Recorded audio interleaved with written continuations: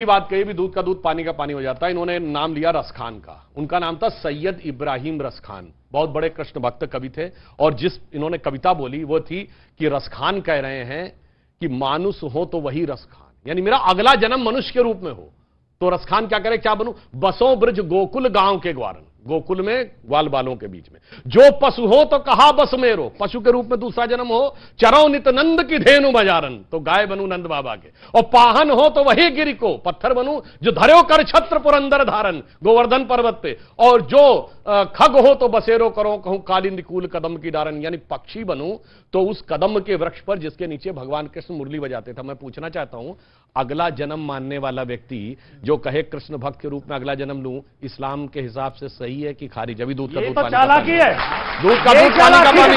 आज फतवा जारी हो जाता, रसखान पर फतवा जारी हो जाता। अच्छी बात है, भी नहीं पूछेंगे। इसीलिए मैंने कहा अमीश जी, रसखान ने तो शेष महेश दिनेश गणेश महेश जाय निरंतर गाँव है। रसखान ने तो ये भी कहा, और सुनिए उसके आगे क्या, ये अनादि अनंत अखंड जाहि अनादि अखंड अछेद अभेद सुभेद बताइए। वेद अनादि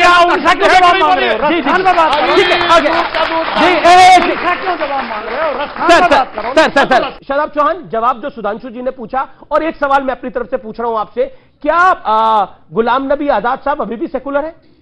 मैं तो कह रहा हूं कि वो गुलाम नबी से गुलाम भागवत हो गए, क्या हुआ नहीं मालूम, लेकिन उनको जिस चीज के बारे में क्या हो गया, गुलाम नबी से लेकर के गुलाम मोहन भगवत तक का सफर उन्होंने, क्योंकि वो तथ्यहीन बात कर रहे हैं, वो ऐसी बात कर रहे हैं। उन्होंने कहा कि किसी का इतिहास इतने साल पुराना है, उन्हें पता होना चाहिए कि हमारा ये बिलीफ है। उनको नहीं मालूम, उनका बिलीफ ही नहीं है कि जब से दुनिया बनी है तब से इस्लाम है, लेकिन मुकम्मल हुआ है। अभी बताएंगे उनको, रिलीजियस स्कॉलर हमारे बैठे हैं, वो बताएंगे कि वो मुकम्मल हुआ है नबी करीम सल्लल्लाहु अलैहि वसल्लम पे। लेकिन जो दो बातें कहीं, सबने मान लिया डीएनए एक है, हमने भी मान लिया सबका डीएनए एक है, वो आदम अलैहिस्सलाम का डीएनए है, सब, किसी को कोई आपत्ति नहीं, हम सब भारतीय हैं। लेकिन बार बार सवाल के लिए हाथ खड़ा है, नहीं, बार बार सवाल करना कि आप देशभक्त हो नहीं हो, हर चीज नहीं। तो अब गुलाम नबी आजाद तो सेकुलर नहीं रहे, वो मोहन भागवत के गुलाम हो गए, ये आप कह रहे हैं ना।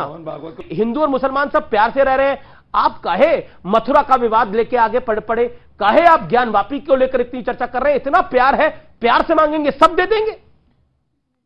निवेदन है मेरा, क्या बात कर रहे हैं आप? मोहब्बत है, मोहब्बत की दुकान खुली हुई है, आप क्या बात कर रहे हैं? मांग के तो देखिए जनाब। दुकान में हमारी जगह नहीं है अमीश जी। अच्छा, नहीं, हमारी जगह नहीं उस दुकान में, मोहब्बत की दुकान नहीं, उसमें हमारे लिए कोई जगह नहीं। अगर जगह होती तो मानेसर जेल में होता। अच्छा, ठीक, तो उससे हमें रिलेट। ठीक है। ये जो भाई साहब हैं जिन्होंने काली जैकेट पहनी है, मैं नाम नहीं, चौहान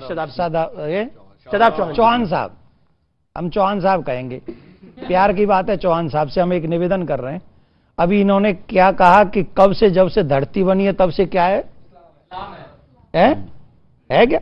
वो कहां पे, थोड़ा हमें बता दें, थोड़ा उसको हम पढ़ लें। हाँ, नहीं, आपने मेरा जिनसे क्वेश्चन निवेदन, हाँ बिल्कुल आपकी बात, मेरा कुछ और बोलना ही नहीं मुझे, ये सिर्फ वो किताब बता दें और कहां पढ़ना है, कि हम लोग सब क्या नाम है, उन्हीं के हैं क्या? ठीक है, अब सुन लीजिए, पूरी बात मेरी मुकम्मल होती। जब ईश्वर ने इस दुनिया को बनाया, ईश्वर मत कहिए उसे, सुन लीजिए, ईश्वर कहेंगे तो ट्रांसफर हो जाएगा मामला।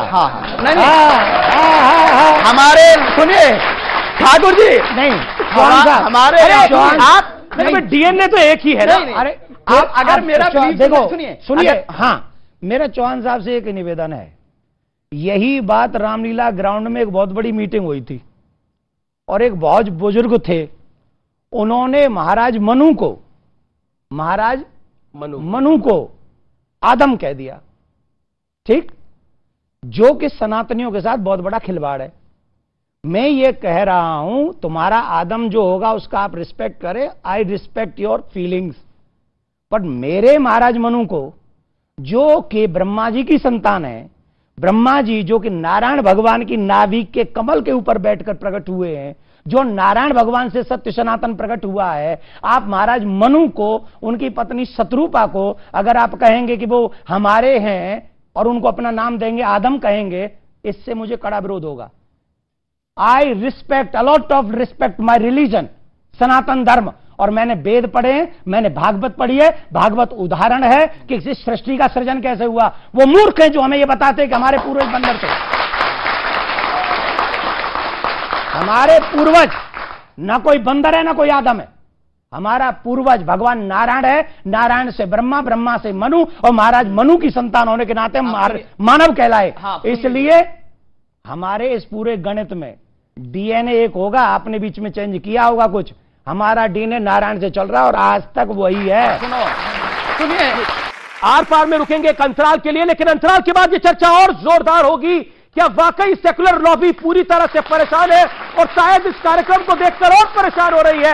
ब्रेक के बाद पब्लिक पूछेगी सवाल, जोरदार होगा ये चर्चा का पूरा दौर।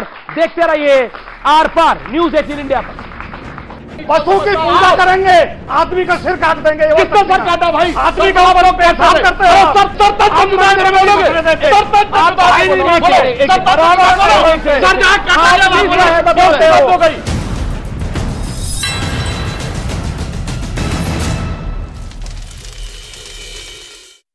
मैं आ गया।